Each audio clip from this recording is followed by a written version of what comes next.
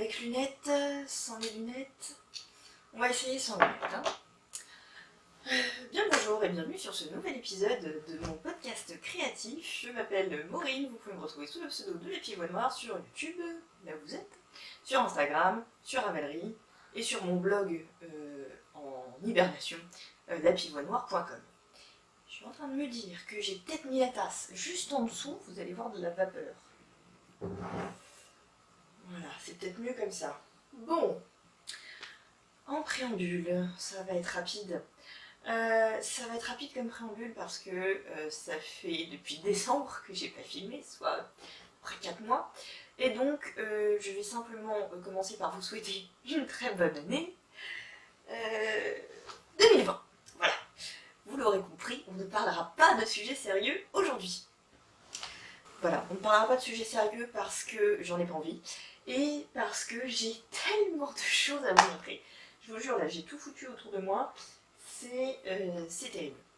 C'est terrible. Donc, faites-vous une tasse de thé comme moi, parce que là, il va falloir tenir un petit moment, je pense. Même moi qui suis une podcasteuse rapide, va y avoir des trucs à dire. Alors, comme il y a énormément de choses à raconter, à montrer, à expliquer, ça a deux conséquences, hein, finalement, de ne pas avoir filmé depuis longtemps. C'est que d'une part, ce que je vais vous présenter, j'ai déjà porté. J'ai déjà vu les choses évoluer, vieillir, comment je les porte effectivement, donc je pense que ça va être assez intéressant du coup d'avoir ce retour là en plus et pas juste vous montrer le truc qui vient d'être cousu ou tricoté. D'ailleurs ce que je viens de faire n'apparaîtra pas dans cette vidéo, donc c'est vraiment des choses que j'ai cousues ces derniers mois. Et deuxième chose, je ne savais pas comment j'allais vous les présenter. Je me suis dit, est-ce que je vous fais la partie tricot, le machin, puis chaque cousette les unes à la suite des autres, et je me suis dit que non, ça allait pas être intéressant de faire comme ça. J'ai repensé également au fait que je vous avais fait l'an dernier à peu près à la même époque une espèce de garde-robe de mi-saison qui vous avait beaucoup plu, vous avez été relativement nombreuses quand même à me demander de refaire ce format. Donc je me suis dit que on va combiner podcast et garde-robe un peu capsule. Donc je vais vous présenter les créations que j'ai fait ces derniers mois sous forme de tenue. Donc voilà. Par quoi j'ai commencé? Ça fait déjà 1 heure en fait que je filme, juste pour les tenues. Et je vous jure que c'est pas si simple de changer de tenue, d'avoir le bon cadrage, de réussir à faire un truc, voilà, à filmer de loin, vérifier que c'est pas flou quand on est tout seul à le faire. C'est pas évident, honnêtement j'ai rien comme matériel, hein. Je suis pas la youtubeuse, voilà. J'ai un trépied de cette hauteur, hop, un petit coup de cathédrale.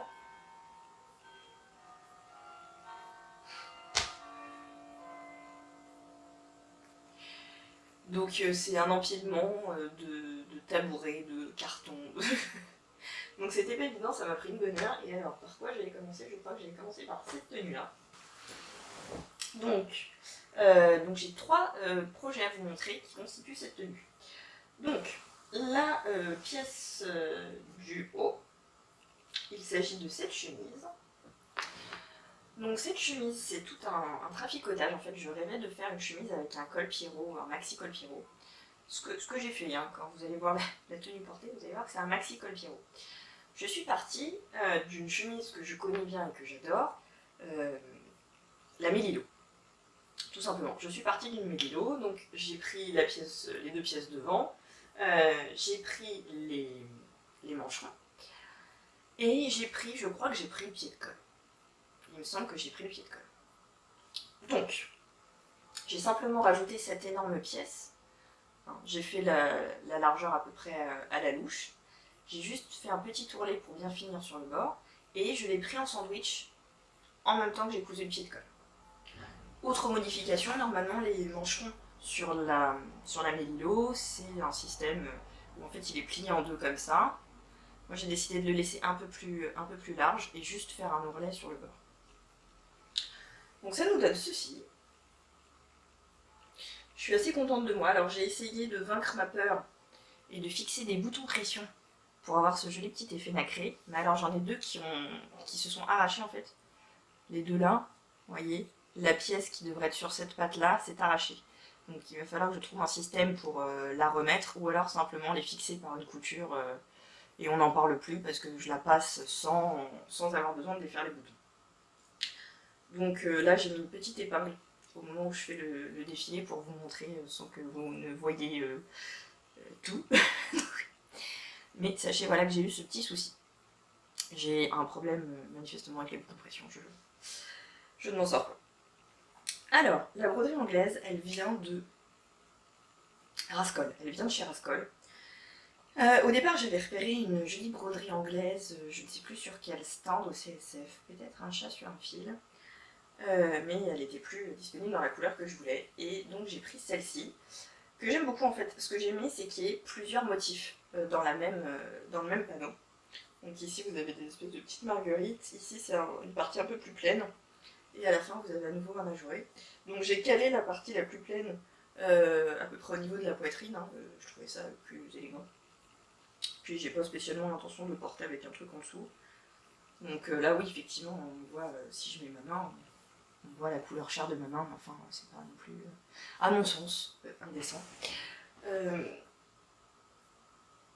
Voilà. De toute façon ça peut très bien se porter aussi avec un petit body en dessous ou avec un caraco que je vais vous montrer dans une autre tenue si jamais c'était trop voyant ou que je comptais la porter sans rien par-dessus par exemple.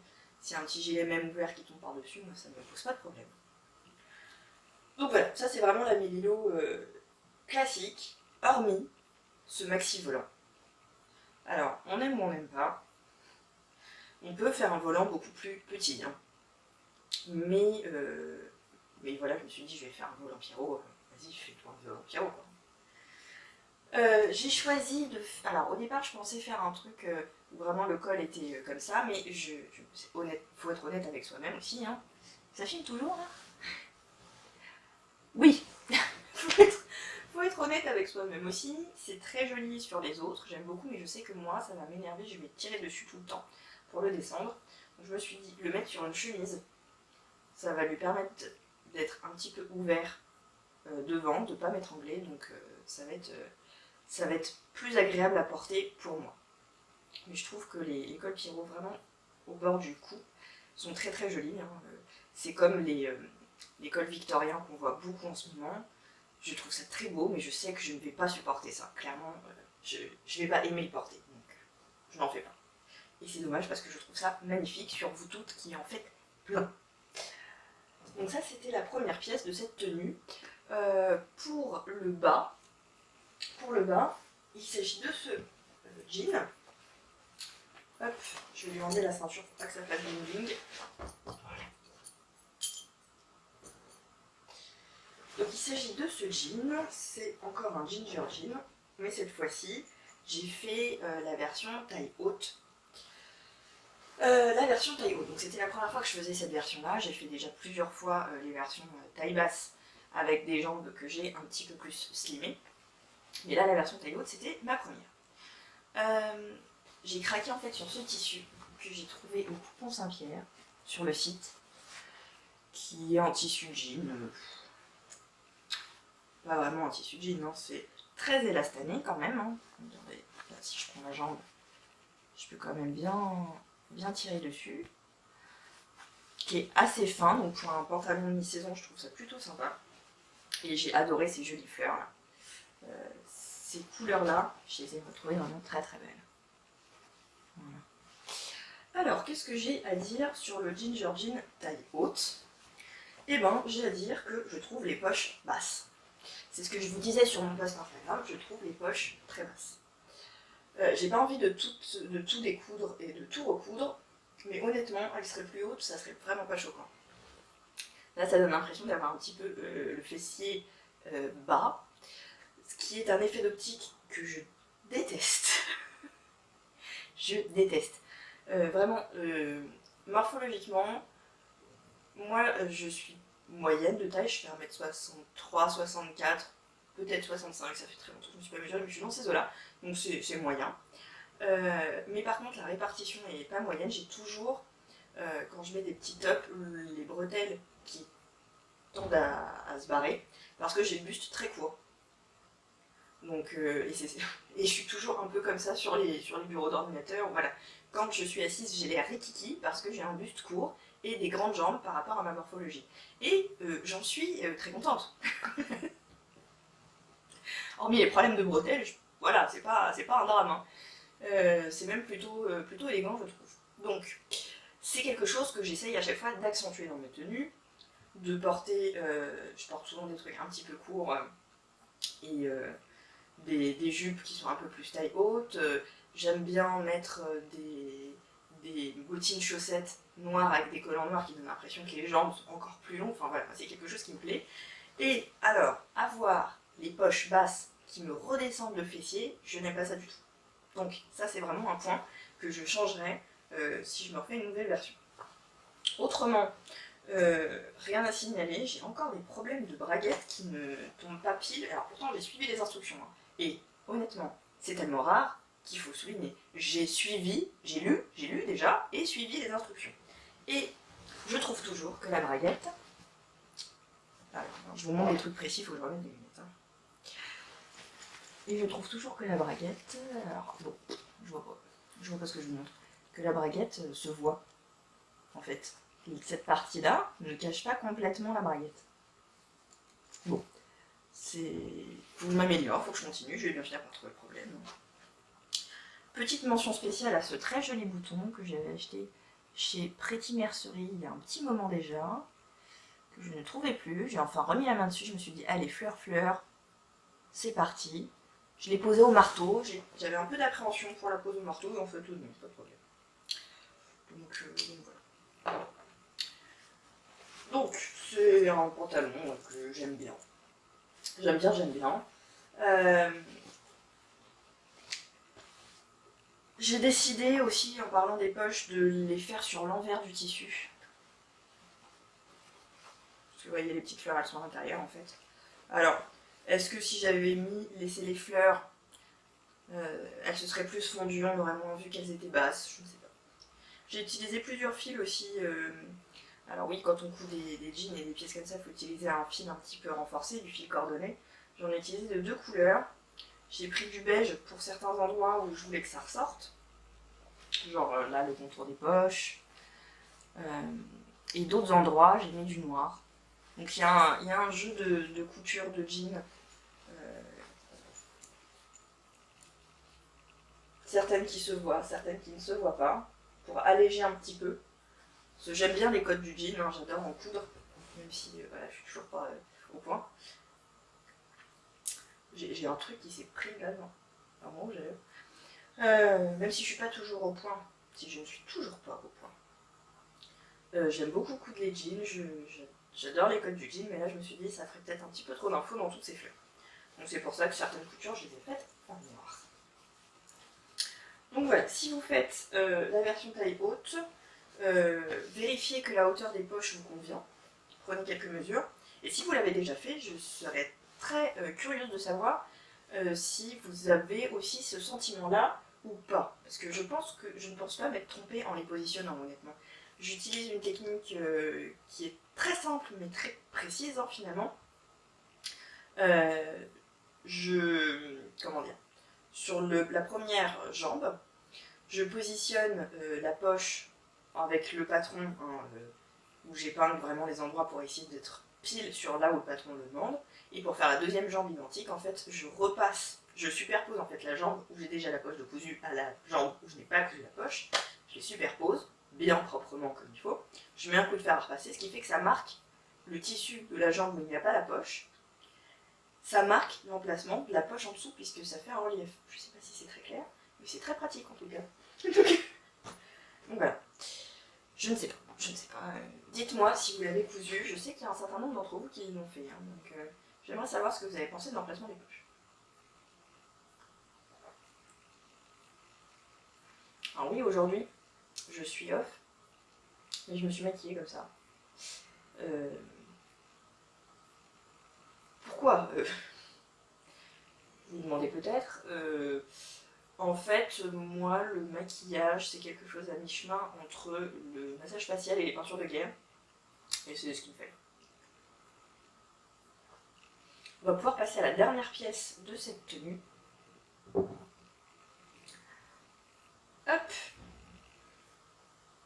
Et la voici, c'est une pièce tricotée cette fois-ci. Il s'agit du queue-presse de Marie-Amélie Design. Je me demande... Non, c'est pas la première fois. J'avais fait un top l'année dernière de Marie-Amélie également. Donc, c'est pas la première fois que je tricote cette designeuse.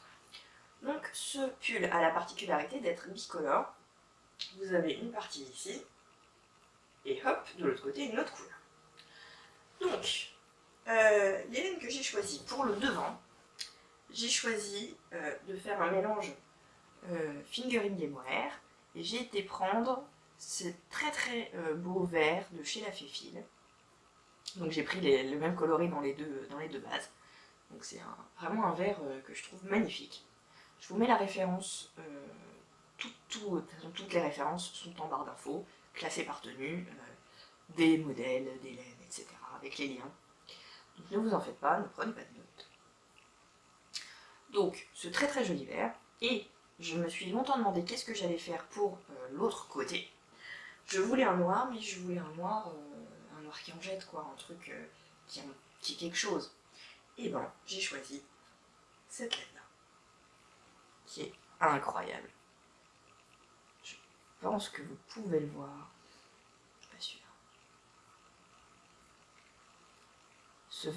Ce noir incroyable avec des paillettes vertes vient de chez Lily Neige. C'est somptueux. Je vous le rapproche encore parce que vraiment, moi, je m'en remets pas. Hein.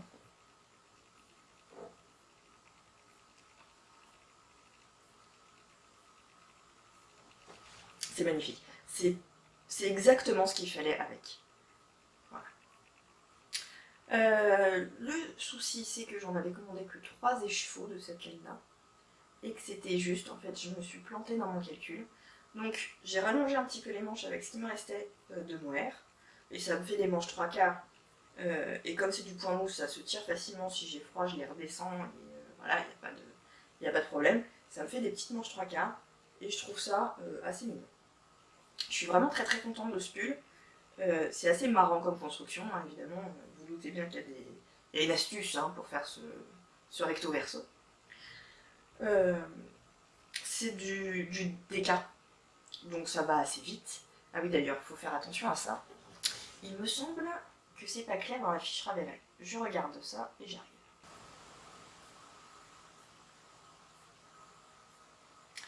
Donc voilà, c'est ce qui me semblait. Je devrais peut-être le signaler à Marie-Amélie, je sais pas. Dans la fiche Ravelry, vous avez noté donc les fils suggérés. Et dans groupe de fils, c'est marqué light fingering plus dentelle égale fingering. Ouais. Sur la fiche telle que vous la voyez quand vous allez visiter la page du modèle en fait. Et je m'étais dit, au départ j'étais persuadée que c'était du decay. Je pense que je l'avais vu sur le podcast de Céline. Et donc j'avais tout commandé pour faire du decay, et puis je vois la fiche au moment d'acheter le modèle, et je me dis, merde, c'était du fingering? Est-ce que j'ai pu me planter comme ça? Et donc j'ai acheté quand même le patron, parce que de toute façon je voulais le faire, hein. Donc j'ai acheté le patron, et effectivement quand on l'ouvre, c'est écrit, donc vous avez besoin de temps de métrage dans chacun des fils, donc le fingering et le killed silk. Et c'est marqué, autrement, vous pouvez utiliser une laine DK, mais un seul fil, quoi. Donc, faites attention, c'est bien soit un fil de fingering et un fil de dentelle, ou un fil DK. Voilà, c'était la petite précision.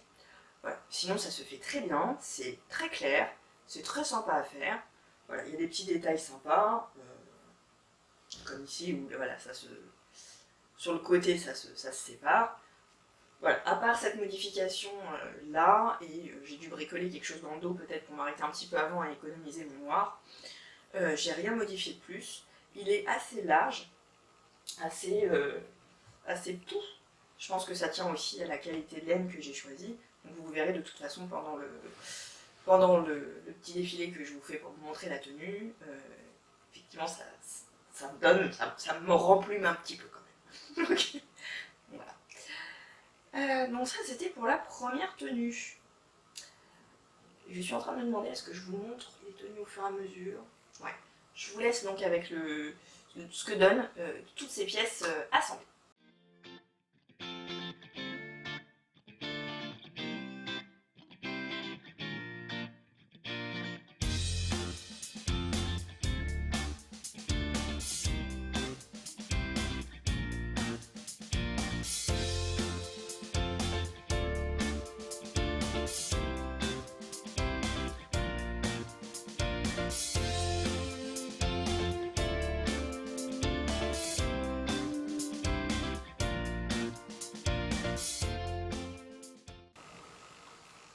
Donc on se retrouve avec la tenue suivante. Donc pour la tenue suivante, j'ai deux pièces à vous présenter. Ce sont deux pièces, alors je ne l'ai pas fait exprès, je suis en train de m'en rendre compte, c'est deux pièces sans patron. La première chose, c'est, on va partir encore du haut, c'est ce petit pull que j'ai cousu absolument sans patron. Comment je m'en suis débrouillée, je ne sais plus. J'ai dû poser une fringue du commerce sur mon tissu, me dire allez je vais faire un col V, donc je vais couper un peu comme ça. Les manches, voilà, je les ai prises sur un patron du commerce, un vêtement du commerce, et je me suis dit je vais faire des maxi volants. Vous avez compris, j'aime bien les choses maxi. Je vais me faire des maxi volants, et ça m'a donné ça. Je l'ai cousu ultra vite. C'est dans un petit tissu pas extrêmement qualitatif, hein, de chez Toto, mais qui fait bien l'affaire. Voilà, c'est une petite maille comme ça, kaki, que je trouvais très jolie.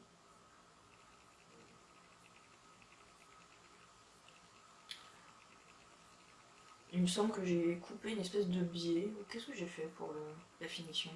Moi j'ai coupé une espèce de biais. C'est ça, dans le même tissu. La seule chose, c'est que mes ourlets de manches rebiquent comme ça. C'est pas très élégant. Faut que j'arrive à leur faire refaire un tour peut-être. Je ne sais pas. Faut que je bricole quelque chose pour qu'elles arrêtent de ressortir. Et voilà, c'est le bout, j'ai le bout qui dégueule là comme ça. Pas très joli. Bref. Autrement, je suis très contente de ce truc là. J'ai vu l'encolure peut-être un peu grande et comme vous le verrez dans le défilé, ça pense à tomber des épaules. Donc je me dis peut-être, si je rajoute une petite pièce de ruban juste là, pour tenir, ou une petite pièce de dentelle, comme si j'avais un haut en dentelle qui revenait dessus, ça peut être pas mal. À voir. Après, j'ai déjà porté, ça m'a pas plus perturbé que ça, honnêtement. Mais voilà. Donc ça, c'était les petits pulls rapidos que j'ai cousus. Mais vraiment, en 2 temps 3 mouvements. Il n'y a pas eu de décalcage de patron, de scotchage de PDF, c'était tac tac tac, et voilà. D'ailleurs, si ça vous intéresse de voir comment je bidouille ce genre de choses, je vous avais fait une vidéo où je couds une robe sans patron, je vous montre comment je me débrouille pour faire ça, je vous la mets quelque part par là. Alors, j'espère que la luminosité n'a pas trop changé. Il est midi. Petit coup de cathédrale. J'espère que la luminosité n'a pas trop changé, j'ai fait une petite pause pour charger ma batterie. Et on va pouvoir finir la deuxième tenue. La deuxième tenue, c'est donc une jupe cette fois-ci, cousue également sans patron. C'est charmant, hein, quartier cathédrale, mais c'est vrai que voilà, on sait l'heure qu'il est quoi. Petite jupe cousue absolument sans patron dans une chute de tissu d'un autre projet que vous allez voir après. C'est une chute de tencel kaki que j'ai acheté chez Rascol également. J'avais acheté il y a un petit moment de ça une espèce de tissu simili-cuir et je me suis dit tiens on va combiner les deux pour se faire une jupe. Donc il me restait un panneau de la largeur du tissu, j'ai tout froncé, j'ai mesuré la taille pour me faire une ceinture. Donc j'ai ma ceinture en simili-cuir comme ceci et j'ai fait pareil une petite bande en simili-cuir en bas parce que sinon je trouvais que c'était un petit peu court. Donc voilà, j'ai posé une fermeture éclair non invisible comme d'habitude parce que je vois pas l'intérêt des fermetures éclair invisibles. Donc voilà, elle se voit, et elle est kaki, et elle est très bien comme ça. Voilà, donc rien de plus simple. Ça se porte assez bien avec le petit pull, je trouve. Il y a un peu l'effet volant qui se répète sur la forme un peu cloche de la jupe. Donc je trouve ça assez sympa. J'ai rien à en dire de spécial sinon. Non, bah écoutez, je vous laisse avec la tenue dans son ensemble. Et on se retrouve après pour la troisième tenue.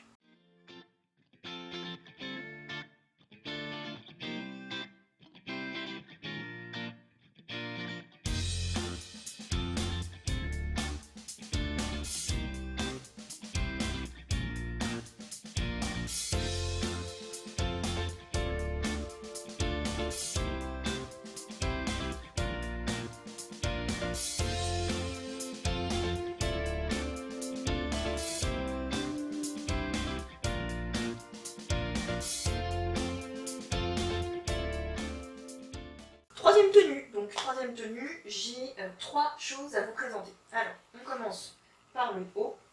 Le haut, il s'agit de ce joli petit caraco. Alors, je suis partie du patron du Top Ségur, une fois de plus, hein, quand on aime, on ne compte pas, dans ce tissu qui est une viscose. Une viscose noire de chez Rascol également, avec une petite dentelle de chez Rascol également. J'avais groupé mes achats. Et donc, j'ai cousu cette très jolie dentelle. Je la trouve vraiment très très belle.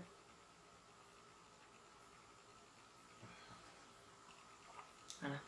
Je la trouve vraiment super délicate. Très très jolie. Donc simplement pris en sandwich entre les pièces devant et les pièces de parenture. C'est vraiment la version la plus basique hein, du Top Ségur.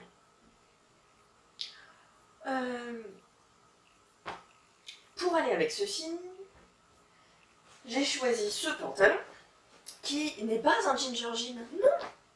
Il s'agit du pantalon. Comment il s'appelle? Il s'appelle peut-être Melville. Il vient d'un magazine de couture, de mode et travaux. Ils font des éditions un peu spéciales de temps en temps avec plein de patrons assez sympas. Et je l'avais vu dans le podcast de Lise. Lise, le nom de ton podcast, Yukinko. Je vous mets tout de toute façon dans les barres d'infos comme d'habitude. Et ce petit tissu serpent que j'avais trouvé chez Les Coupons Saint-Pierre également, qui est du même style que l'autre, hein, assez fin, élastané, voilà. Et je suis pas forcément fan de la forme de ce jean. Alors, tout était dans le patron, hein. Il n'y avait vraiment aucune surprise. C'est moi qui n'ai pas bien analysé l'image ou qui me suis dit c'est vrai qu'il a l'air chouette, mais en fait c'est pas ce que j'aime porter. En fait, il y a toujours un décalage entre ce qu'on aime voir et ce qu'on aime porter sur soi. Et là, là c'est pas mon préféré. Je trouve qu'il est assez large et voilà, je préfère les coupes beaucoup plus ajustées en fait. Là il est quand même assez large. J'ai rétréci un petit peu les jambes après coup. Ce qui fait qu'il reste assez ample au niveau des fesses et puis il se rétrécit un peu sur la jambe, ça lui donne une coupe, je crois que ça s'appelle une coupe cargo, je ne sais plus. Enfin bref, vous verrez bien dans le défilé à quoi ça ressemble. Sinon en soi la couture était assez simple. Hein. Alors je trouve la braguette un petit peu plus réussie cette fois-ci. Voilà. Elle est mieux cachée. À la fin, on la voit un petit peu. Légèrement. Et je la trouve un petit peu mieux cachée que sur l'autre. Voilà. Là, c'est un bouton de chez Rascol qui se clipse à la main, rien de plus simple. Hein. Les poches, c'est des chutes de tissu d'une de mes toutes premières cousines d'ailleurs. Et j'ai choisi de le pimper un petit peu en rajoutant ces petits clous à griffes au niveau des poches. Sinon, rien d'incroyable. Hop, les petites poches, que je trouve là pour le coup bien placées. Donc il est agréable à porter, il n'y a pas de souci, mais c'est visuellement où je ne le trouve pas forcément être la pièce la plus élégante de mon dressing, quoi. Voilà. J'ai l'impression que vous êtes un peu bas. Peut-être mieux comme ça. Non, je sais pas. Je sais pas, je me suis interrompue. Alors, mes réglages, je sais plus. Bon. On s'en contentera. Et la pièce un petit peu forte de cette tenue, il s'agit de cette imperméable en tissu transparent léopard. Oui. Alors, ce tissu transparent léopard de toute beauté, je l'avais trouvé, je crois, chez une mercerie en ligne qui s'appelle Henri et Henriette, si je ne dis pas de bêtises, que j'avais acheté direct l'année dernière. Et donc, vous voyez que c'est un tissu plastique, tout ce qu'il y a de plus plastique, avec ces petites taches léopard, et on voit assez bien en transparence. J'adore, je le trouve vraiment canon. Alors, qu'est-ce que j'ai utilisé comme patron? Alors, pour celles qui me suivent depuis le tout début, parce que je crois que c'est dans le premier ou deuxième épisode peut-être que je vous ai parlé de ça, j'avais acheté un bouquin qui s'appelle Coudre avec un mètre de tissu. Il y a pas mal de patrons à l'intérieur. J'en ai cousu pas mal, et honnêtement, c'est assez intéressant. Et j'ai utilisé le patron du sweatshirt qui est à l'intérieur. Et alors, l'inconvénient évidemment de ce bouquin, c'est qu'il n'y a que 3 tailles, S, M, L. Alors c'est sûr que pour faire entrer une fringue complète dans 1 mètre de tissu, bah, ça exclut les grandes tailles. C'est dommage, mais en même temps c'est un peu le concept du livre. Je sais pas si ça aurait pu faire mieux que ça. Donc j'ai utilisé le patron du sweatshirt que j'ai cousu en L. Alors que ma taille pour le sweat, ça aurait été le S. Là je l'ai cousu en L, ça me permet d'avoir plus un manteau. Bien que, comme vous le verrez, il est assez cintré au niveau de la taille et ça lui donne une forme assez sympa. Et vraiment, je l'adore. J'ai mis une grosse fermeture éclair de type kawaii, quoi. Voilà. C'est plutôt un kawaii. Et je le trouve hyper canon, quoi. Vraiment, c'est le truc qui fait la différence dans la tenue, qui la rend un peu moins simple. Et quand je le porte, tout le monde est fan, quoi. Dans cette tenue, vous allez voir également que je porte un petit gilet que j'ai tricoté il y a bien longtemps maintenant, plusieurs années. Donc c'est pas nouveau, je vous en reparle pas, on a déjà parlé de pas mal de trucs. Donc voilà, mais si ça vous intéresse, je suis sûre que vous pouvez le retrouver dans un précédent podcast. Et de toute façon, je vous mets en barre d'infos les références du gilet également. Donc je vous laisse avec la tenue complète.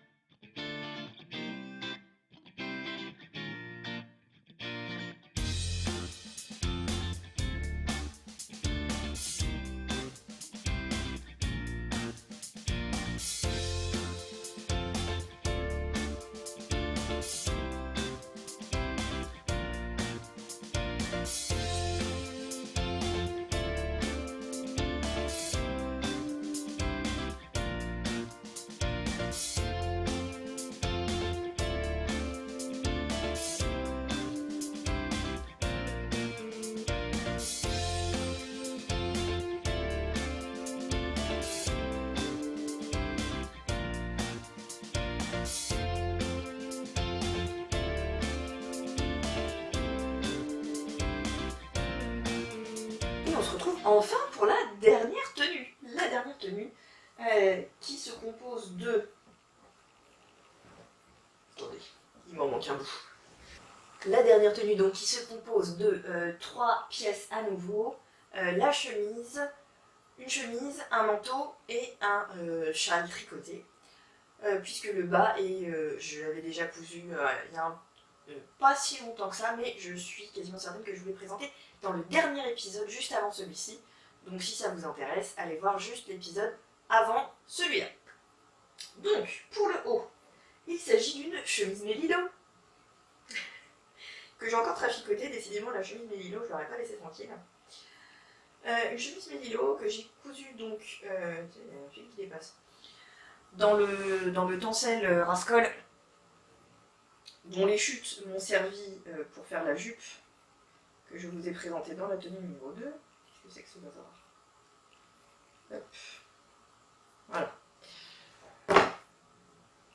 Alors, comment je l'ai traficoté cette affaire? Alors d'abord, j'ai commencé par rajouter une espèce de petit froufrou dans le col. C'est la première fois que je faisais le col, le vrai col de la chemise Mélilo. Et j'ai donc rajouté ce petit froufrou, c'est très simple. C'est une bande de tissu qui est prise dans les deux épaisseurs, foncée et prise dans les deux épaisseurs, c'est aussi bête que ça. Il n'y avait pas de particularité, on va pas s'attarder là-dessus. Deuxième chose que j'ai traficoté, je lui ai mis une poche, pour une fois. Pas souvent que je lui mets cette petite poche. Et j'ai fait une petite broderie sur la poche, avec un kit que j'avais acheté également au CSF, et qui fait ce petit motif de réverbère. Et là, je suis assez déçue, parce que le fil était noir au départ. Je ne l'ai pas porté tant que ça, cette chemise. J'ai dû la porter 4-5 fois peut-être, depuis que je l'ai cousue. Parce que le tencel est une matière qui se froisse quand même beaucoup. Donc, le matin, quand je me lève un petit peu ric-rac, je me dirige plus vers un t-shirt ou un truc pas trop froissé, que vers la chemise, que je n'avais pas pris, bien entendu, le temps de repasser au préalable. Donc, voilà, je ne l'ai pas porté énormément depuis que je l'ai faite, mais je l'ai quand même porté bien 4-5 fois. Et ça, ces 4-5 fois ont suffi à faire passer complètement au gris les réverbères. C'est vraiment dommage parce que le modèle est très très beau. C'est la qualité du fil qui n'est pas exceptionnelle. Je le lave à 40 degrés, hein, comme tout le reste de mes vêtements. Je lui ai choisi des jolis petits boutons Atelier Brunette. Alors là, voilà, j'ai fait péter le budget dans les boutons, hein, mais je trouve que ça lui donne vraiment quelque chose. Ce petit noir et doré, bah, c'était censé un petit peu rappeler le noir et doré qui se trouve ici. Donc voilà. J'aime beaucoup le tencel, c'est joli hein, comme matière, c'est fluide. C'est vraiment très fluide, c'est très beau, c'est doux, c'est très agréable à porter. C'est quand même carrément mieux que la viscose hein, en termes écologiques, mais même je trouve en termes de bien-être quand on porte le vêtement. Donc je suis vraiment contente d'avoir découvert cette matière. Par contre, effectivement, elle se froisse très vite. Après, l'avantage, c'est qu'elle se défroisse aussi très facilement. Et les midi et quart, elle se défroisse très facilement. Je repasse plus mes fringues. Hein. Je prends juste un défroisseur vapeur que je fais pchit comme ça. Et effectivement, ça va assez vite. Enfin, c'est pas comme le lin où vraiment, là, pour le faire au défroisseur, faut être motivé. Hein. Non, le tencel, ça se défroisse très très vite. Donc voilà, l'usure du tissu en lui-même, pas de problème, hein. J'ai rien à déclarer. C'est vraiment l'usure de la broderie. Et c'est très dommage. C'est très dommage. La deuxième pièce que je veux vous montrer pour cette tenue, il s'agit d'un trench coat. Hop. Un trench coat. Alors là, ça va être très difficile de vous le montrer dans son ensemble, mais vous le verrez dans la partie défilé. Donc là, je vais vous montrer un petit peu plus les détails, que vous aurez plus de mal à voir dans la vidéo. Donc les détails, c'est le biais que j'ai choisi. Alors déjà la référence, hein, il s'agit d'un modèle de la maison Victor. Donc tous les renseignements en barre d'infos. Donc ça vient de la maison Victor. Et je voulais un trench qui ne soit pas doublé. Voilà. C'était ça un petit peu l'idée de départ. J'ai utilisé ce très joli petit biais pour faire des finitions au niveau des manches. Mais aussi au niveau des... Comment ça s'appelle? Des volants qu'il y a devant, là, vous voyez. Et de la pièce aussi qui se trouve dans le dos, qui doit porter un nom technique que j'ai oublié. Voilà. Autre détail, sont les petites pattes qu'il y a au niveau des épaules, que j'ai fixées ici avec un bouton. Il n'y a pas de boutonnière, hein, c'est juste cousu parce que je vois pas l'intérêt de l'enlever de toute façon. Donc voilà, ce joli petit bouton doré qui vient de chez Mondial Tissu. La difficulté principale de ce patron sont les poches. Les poches passe-poilées, moi je ne suis pas encore très au point sur les poches passe-poilées. Les coins étaient assez moches et donc je les ai recouverts avec une petite pièce de simili-cuir qui vient de la veste country que je vous avais présentée à l'épisode précédent. Il me restait des petits bouts, donc je les ai mis là. Et finalement, je trouve que ça fait bien la blague. Je monte la poche un peu plus, voilà, comme ça. Alors, J'ai utilisé pour ce trench une gabardine de chez Rascol. Et je m'en mords les dos. Pourquoi? Elle était pas chère. Hein, tout le tissu dont j'ai eu besoin, je crois que j'en ai pour une vingtaine d'euros. Mais là, pareil, les prix et donc le coût de revient de chaque création se trouve en barre d'infos. J'ai dû payer une vingtaine d'euros pour tout le tissu qu'il y a là-dedans. Et ça prend quand même un petit métrage. Mais vous allez le voir, je pense, assez facilement. Parce que ça bouloche à mort. À mort. Genre là où j'ai mis mon sac à main, ça bouloche à balle. Mais un truc de ouf. Comme j'ai rarement vu un tissu boulocher.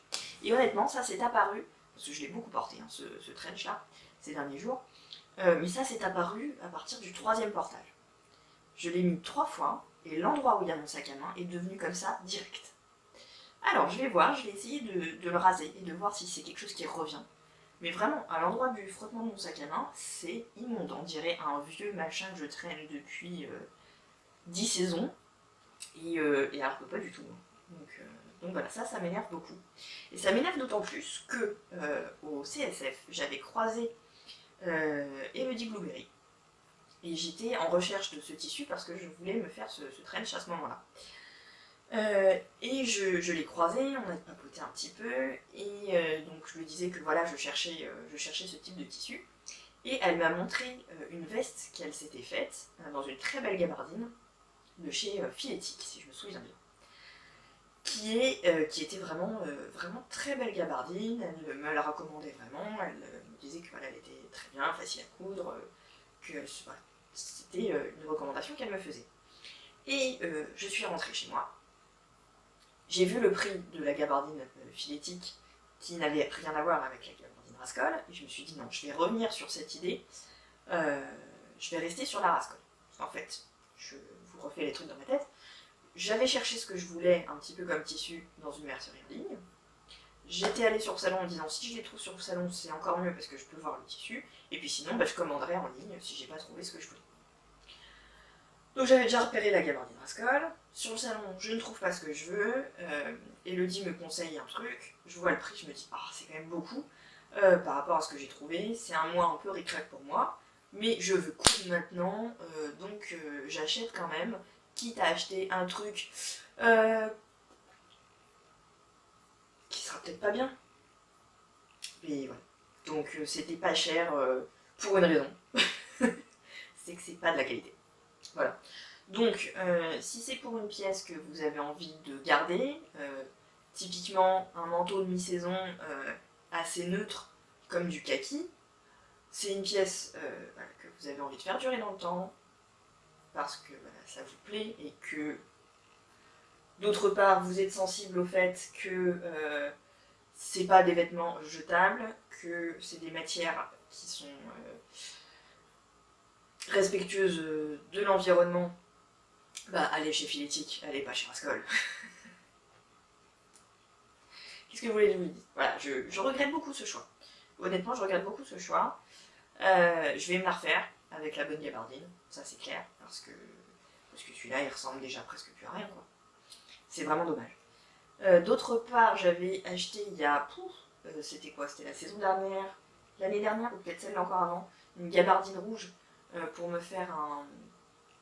Comment il s'appelle ce manteau de chez Direndou?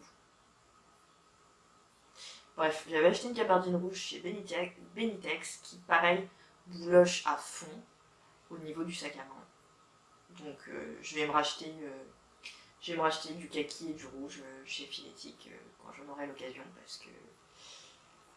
parce que clairement je vous recommande ni la Rascol ni la Benitex en ce qui concerne les gabardines en tout cas. Vous voyez que je vous ai présenté beaucoup de trucs de chez Rascol, aucun souci sur le reste, mais sur la gabardine, voilà, très déçu. Alors que j'adore le manteau, hein. Donc moi je continue à le porter parce que je l'adore, je le trouve... ça c'est de la vaisselle. Je le trouve très sympa, je trouve que la coupe me va bien, honnêtement. Vous me direz ce que vous en pensez en voyant le défilé, mais je trouve que c'est joli, en fait, ça me va bien, les trucs resserrés comme ça à la taille, donc très très contente pour le coup du modèle. Et je le referai, ça c'est sûr. Le dernier élément de cette vidéo et de cette tenue, donc, il s'agit d'un châle tricoté. Et il s'agit du Terror Lego de Kathleen Hunter, qu'on a beaucoup vu, beaucoup vu. A raison, parce qu'il est très joli. Et j'avais acheté la laine au fil de la Manche 2019. Donc il était temps que je vous le présente. Je l'ai fini il y a un petit moment déjà. Donc le voilà. Alors, comme ça vous voyez les deux parties intéressantes du truc. Donc c'est un châle qui est très long, qui a des pointes assez longues, donc j'ai fait des petits nœuds, je trouve ça plus joli. Qui a cette très jolie partie de jacquard que j'aime vraiment fort. Des bandes à rayures, une très jolie dentelle, et puis ensuite une partie du jersey très simple et un petit nœud que j'ai fait de l'autre côté. Donc il est assez long. Il est assez long, et alors autant j'aime les combinaisons de couleurs, ici c'est de la graine de laine que j'ai utilisée. J'aime la combinaison de couleurs, j'aime la dentelle, j'aime ce jacquard, je le trouve vraiment très simple, très fin, très délicat. Et je me demandais ce que ça allait donner avec une laine fingering standard en fait, le jacquard. Et ben je trouve qu'il rend très très bien. Il rend très très bien. Et l'arrière, aucun souci particulier. Voilà. Il est vraiment très joli. Par contre, et ça je pense que je suis pas la seule à le penser, la bordure est dégueulasse. La bordure, là il n'y a rien qui est prévu pour cette bordure. Donc ça fait des petits nœuds, malgré la lisière que j'ai faite, c'est vraiment moche. Ça roule, c'est pas beau. C'est vraiment pas beau, alors que je connais la finition que j'aime le mieux. Pourquoi je ne l'ai pas faite? Je ne sais pas. Il s'agit de l'espèce die-cord qu'on fait au fur et à mesure sur le châle, en faisant glisser 3 mailles sur certains rangs, etc. Enfin, il y a une technique pour faire un die-cord au fur et à mesure qui fait une finition impeccable, et je ne l'ai pas faite, et je ne sais toujours pas pourquoi je ne l'ai pas faite, parce que là, la bordure, elle est très moche. Donc, est-ce que c'est gênant en soi? Est-ce que ça m'empêche de le porter? Non. Est-ce que c'est dommage? Oui. Voilà. Alors, comment je le porte? En fait, je le plie souvent le long de la barre centrale, là, où on fait les diminutions. Je le plie à cet endroit-là, pour pas avoir trop de matière. Hop. Un peu comme une écharpe. Voilà. J'essaye de mettre à bonne hauteur, pour que ça soit joli, le jacquard. Et à partir de là, je l'enroule, comme une écharpe. Alors, un tour ou deux. On peut facilement faire 2 tours sans problème. Hop. Et là, pour pas que ça fasse trop asymétrique, je vais rentrer le petit bout qui dépasse. Voilà. Voilà comment je le porte. C'est pas symétrique, mais ça permet de voir ce beau jacquard que vraiment j'adore et que j'aurais peut-être dû reproduire ailleurs dans le châle. Donc voilà, et je trouve que cette jolie couleur avec le kaki, c'est assez joli, ça se répond bien. Voilà. C'est pour ça que je les associe dans cette tenue. Je trouve que les couleurs se marient bien entre elles. Et c'est d'ailleurs le châle que je porte à chaque fois que je mets mon trench. Donc je vous laisse avec la dernière tenue.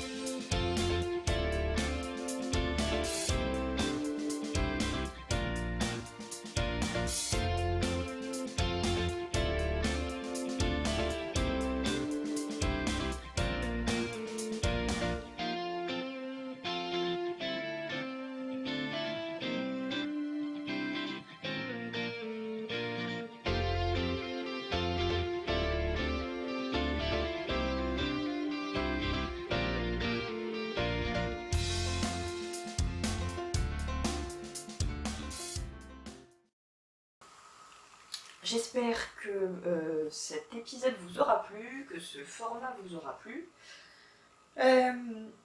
Dites-moi ce que vous en avez pensé, honnêtement. Il y a maintenant... on va recommencer. Il y a Ambion qui fait des podcasts beaucoup plus régulièrement que moi, qui présente maintenant aussi ses créations sous forme de tenue. Je trouve ça plutôt sympa. Honnêtement, ça permet d'apporter une autre dimension à ce loisir créatif, parce que voilà, on fait des choses pour le processus, c'est sûr, mais aussi pour le résultat. Et c'est un truc voilà, que j'ai tout de suite été confrontée à ça finalement quand j'ai commencé. C'est qu'on fait les choses et finalement on n'a pas la satisfaction de les porter parce que ça ne va avec rien, parce que la forme ne nous va pas, parce que le tissu n'allait pas avec le patron, parce que c'est pas des couleurs qui nous mettent en valeur, etc. Et finalement, arriver à l'étape de je l'intègre dans une tenue et dans ma garde-robe de tous les jours et je prends plaisir à le porter, ça donne du sens au processus. Voilà. Donc, sur ce, je vais vous laisser. Si toutes ces réflexions un petit peu méta autour des loisirs créatifs vous intéressent, je vous rappelle que sur mon blog, vous avez toujours les streetcasts. Donc voilà, pour celles qui ne connaissent pas, quand vous allez sur le blog, vous avez dans le bandeau en haut une catégorie streetcast. Et donc c'est des petits formats audio de 8 à 10 minutes où je vous parle en fait en même temps que je marche dans la rue, c'est pour ça que ça s'appelle le streetcast. Où je vous parle voilà, de ces réflexions un petit peu autour des loisirs créatifs, de l'impact que ça a dans la vie, et finalement sur ce que devient aussi le vêtement une fois qu'il est terminé. Donc c'est souvent ce dont on ne parle pas dans les podcasts, et pourtant c'est tout aussi intéressant à mon avis. Donc, je vous laisse, je vous fais des gros bisous, de loin, et je vous dis à très bientôt.